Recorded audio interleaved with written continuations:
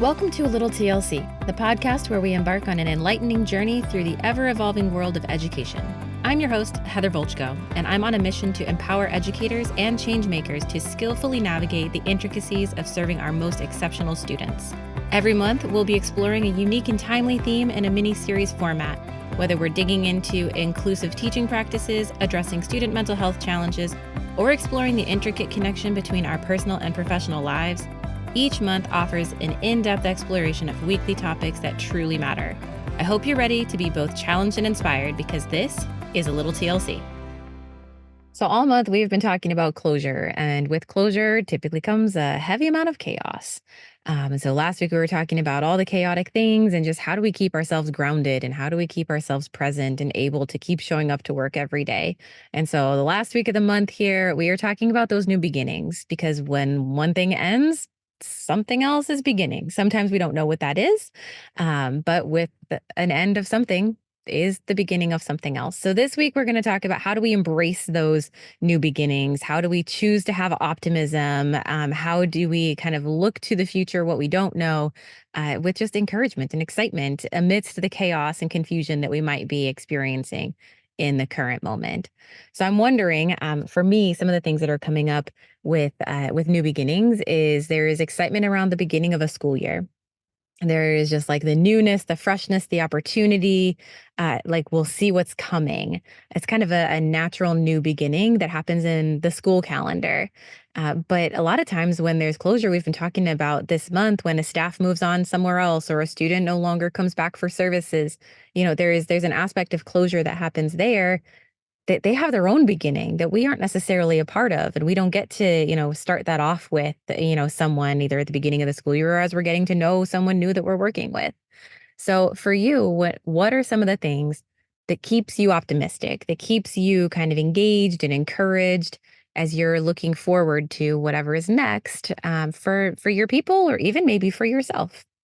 I think for me, it's the clients and the families I work with that keep me optimistic. Mm, Um, those that I know that are putting in the hard work, as we said before, it takes a village, right? It can't just be us, going to the homes or to the schools or into the clinics and doing it all, but just the the work that I know that my families are putting in, or my students are putting in, sometimes even getting that personal feedback from my own clients, right? Like, "Oh, I really like how we're doing this, Miss Watts," or, you mm, know, whatever, and just kind of like hearing their positives of us going into their homes.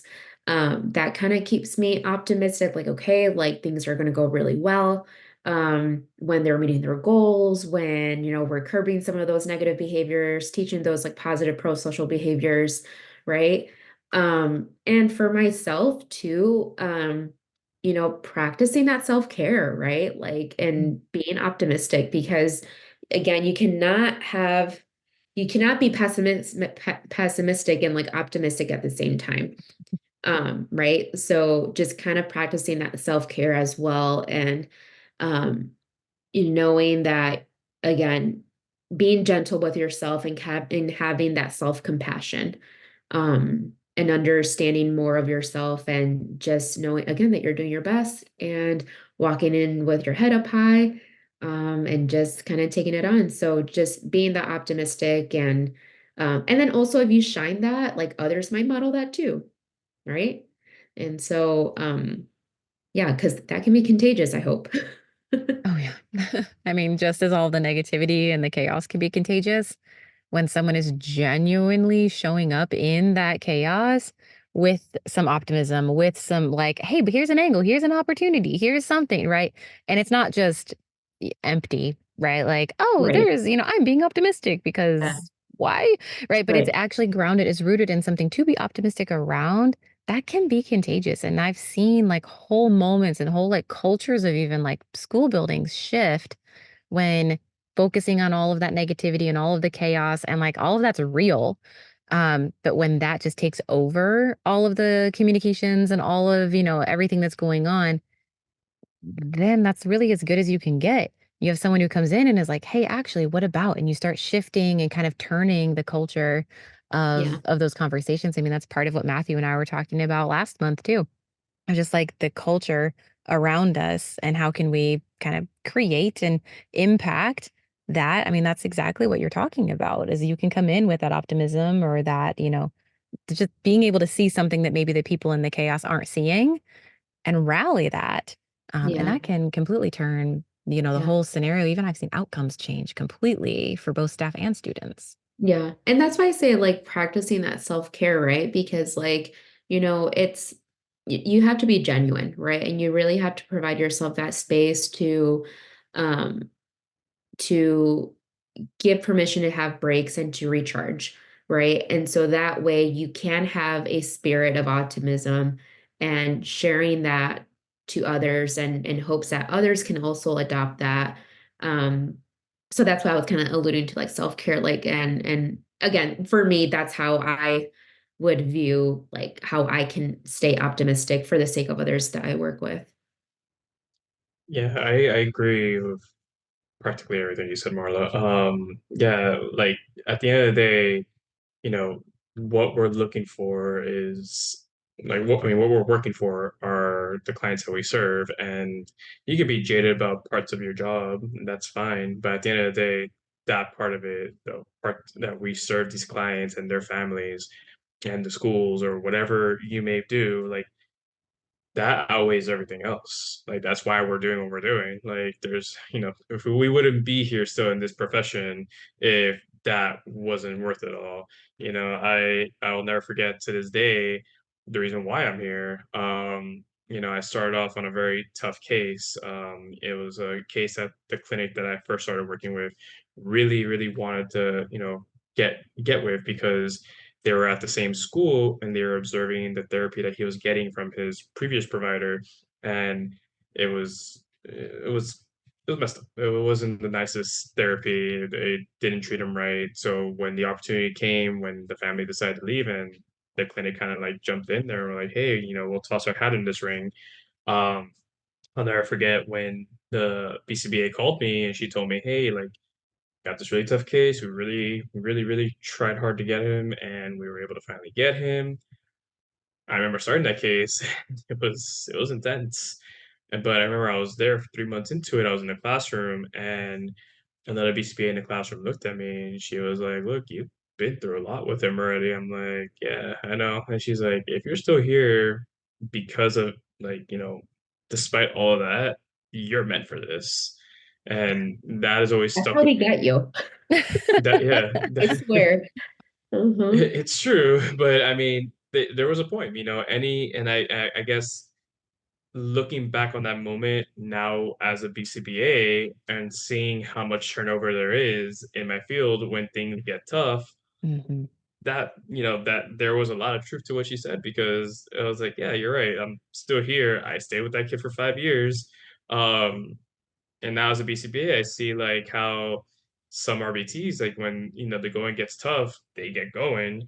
Um, so I now think about that, and I've told I've told other RBTs that story. I'm like, look, if you are still here at this very moment, despite everything you've gone through, this is where you should be. And I think that carries over to the bigger the core component of everything that we do, which is servicing the family, servicing the kids. And yeah, maybe you don't get closure on some of those, but at the end of the day, that shouldn't stop you from doing the overall good. And I think that's really important when it comes to, keeping your mindset and your mental state healthy and happy. Because if you go in forgetting your main purpose of what you're doing, you kind of, I mean, it's very easy to get burnt out and just kind of fall down a really dark rabbit hole. And I also feel like a lot of it too is just balance. It's very easy for us to not have balance. I've Hmm. found that out, and I'm sure Heather and Marla, you guys can agree that you could very easily tip the scales and just become a workaholic because there's always something to do in our profession, whether it be research and trying to figure out interventions for, a new behavior that you've never come across, or, you know, families reaching out to you at, odd hours in the evening, or, cancellations, and you trying to figure out how to pivot. There's Yeah. always something going on. And if there isn't something going on, that just means it's gonna come all at once later on. It's coming. So it's coming. It's gonna be like a really horrible day where everything goes wrong very quickly, and then you just have to ride that chaos. But for the most part, that's what keeps me going. It's knowing that what I'm doing, and the kids and the families who have stuck around with me, they're satisfied with the services they're getting. They're seeing the change, and they're, willing to do everything they can to ensure that that continues. And that's what keeps me going. And just having the right balance. The balance is really important. And I've learned that more recently than I like to admit, because I used to, It's okay. serve as a BCBA. Yeah. It's I'm okay. First year as a still BCBA, I was learning just it. on my phone. Yeah. Yeah. Yeah, no, like, and Yeah. that is real. I think with every season, with every, any change that happens, then it's relearning what does balance look like. And I know there have been seasons where I have zero balance, and that is somewhat by design. And then it's the optimism of, okay, but this is for a season, right? Like there is a reason, and it's for a season. And at the end of that season, then balance, like focus on that, and like recalibrate and shift into that. But I think that's, you're kind of hinting at one of the things that I look at is, where one door closes, another door opens, right? It's that saying where it's like, yes, it's hard and it hurts, and closure isn't easy, especially we've talked so much this month about it just isn't given to us in the ways that we would want to be able to walk through it. But for me, and kind of the way I look at things is going, okay, well, if that's not it, then what is? And then it positions me to be able to ask and wonder and seek and look and maybe find things that I would not necessarily have found before. And so I've always been the person to embrace those silver linings in the chaos of the crisis, because it is a learning opportunity. I'm learning things about my student, about my colleagues, about our procedures or processes, right? And then that sets us up for success next time. Maybe not even with that student, but just as us as a team, or like you were saying, dig into the research and learning new skills, right? I'm confronted with something that I've not had to do before. And now here we are, I'm jumping in and I'm expanding and I'm growing. And I think those are opportunities that some of it comes out of hurt and pain and loss of things ending, and people moving on or us moving on and then exploring other opportunities, right? But I've had multiple times where doors have been closed, and that hurt, that pain is very real. And then walking through that is kind of the, okay, so what's next? Right? Because that door is closed, now there's something else. Now, what is that thing? And then I get to go and pursue that and explore that. If that's on a professional level or a personal level, or quite honestly, even with some of my students, something is not an option, it's not an opportunity. And so let's pivot. If it's not that, what is it? It doesn't have to be nothing because it's not that. It's okay. Let's go and explore and learn and try to figure it out together. Yeah. 100%. Yeah. Couldn't agree with you more. You asked, we answered, and the virtual door is now open. Heather, Manny, and Candace address the questions you submitted and provide valuable insights, tips, and strategies. This is your event. Your thoughts drive our conversation. Be that fly on the wall and immerse yourself in the camaraderie and knowledge exchange that happens inside our consultancy. But remember, this is an exclusive event for all of our district partners and network supporters. Supporting members of the TLC Network gain access to a virtual community where you can discuss and share insights with fellow supporters anytime. We even host a mini professional learning community about our latest episode every Monday. Prepare for an exclusive behind-the-scenes experience as we invite you to eavesdrop on this month's dynamic conversation. See you on the inside. So as we're kind of wrapping up this month, I'm wondering for you, when you're thinking back through all of these crazy things that you have worked through, the scenarios, I always say the stories you can't make up, all of these things that is just the reality of what we do. What do you do that keeps you in a place where you can find, keep that optimism, where you can find what's next, that you can even like focus on your own personal growth as you're walking through either closure or change or transition? How do I keep my optimism? I know I touched base a little bit on self-care, right?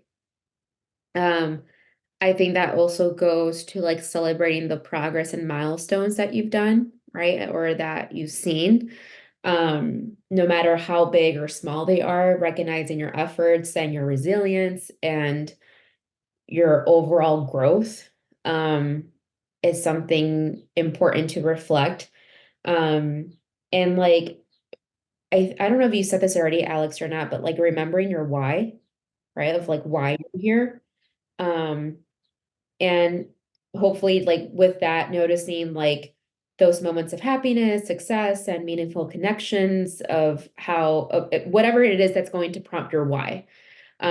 With that, I also think like building like a support system or like connections with others, right? Like how are we going to connect with other individuals that share the same experience as us? Kind of helps me with my optimism. Again, kind of like feeling like you're not the only one that's going through this. Um, yeah, I whatever that's going to like bring a sense of belonging, and make sense of that. I think those are some ways that can kind of help with your optimism. But yeah, that's a very good question that I'm gonna have to keep pondering on. Definitely. I agree with everything you said, Marla. I think that's those are the exact reasons that you should be doing it. But also it's gonna sound kind of funny, but data it kind of keeps the Hey, world that's true. churning. Like when So you see true. some really good data, you're just like, man, this is great. It's like Like, no ooh, better feeling when you get start mastering ooh. out so many different little skills here and there. I didn't That think about that. makes I you didn't even think of data. That's so true. yeah. We're data junkies. Yeah, exactly.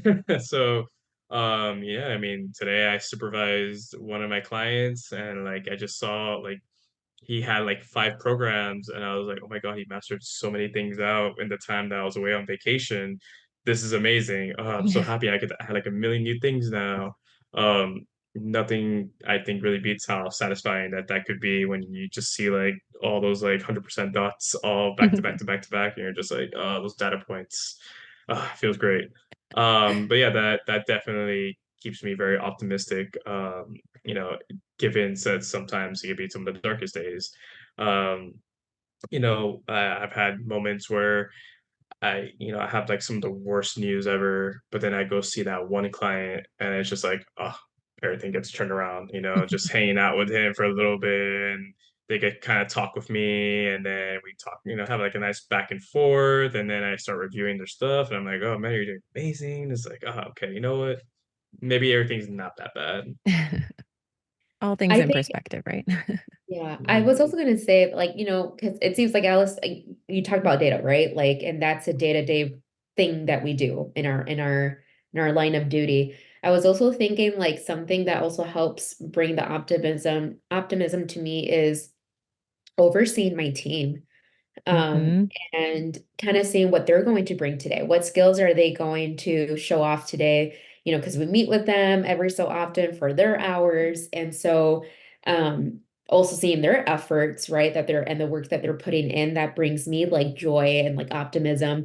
And know that we're building, or at least again for me, I'm trying to do the best that I can to build great leaders for our future, for our field, right? Mhm. Because I'm not going to be forever and Alex is not going to be here forever. So like kind of creating that future generation of BCBAs and like supervisors and, not just in the field of like political or in home, but like in school or like in communities and like group homes or like other types of settings. So like that also brings me kind of optimism. And I think like our science is always progressing, right? There's always something new coming out.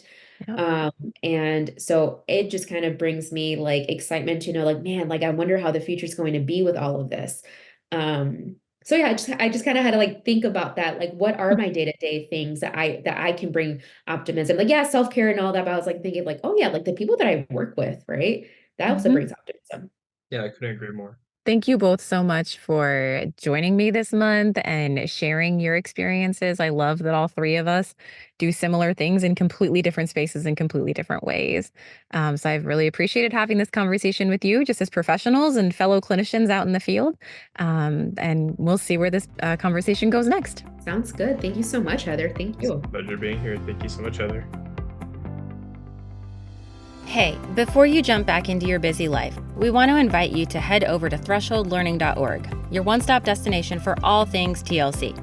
Here you'll find our blog with this episode's show notes, our ever-expanding bookshelf of resources, and anything else we've talked about. Trust us, there's a ton of benefits waiting for you to explore. Just head over to thresholdlearning.org, click on Network, and we'll see you on the inside. Sharing the podcast with your colleagues is the easiest way to support the show. You can find us at Threshold Learning TLC on Facebook and Instagram. A personal recommendation is by far the best way to share the podcast. Let them know they can listen on iTunes, Spotify, and anywhere else they catch their podcasts. Just be sure to leave a rating and review on your favorite platform. You can email us at info@thresholdlearning.org. We always enjoy connecting with fellow educators and champions for educational justice. You can find everything you're looking for at thresholdlearning.org. See you there.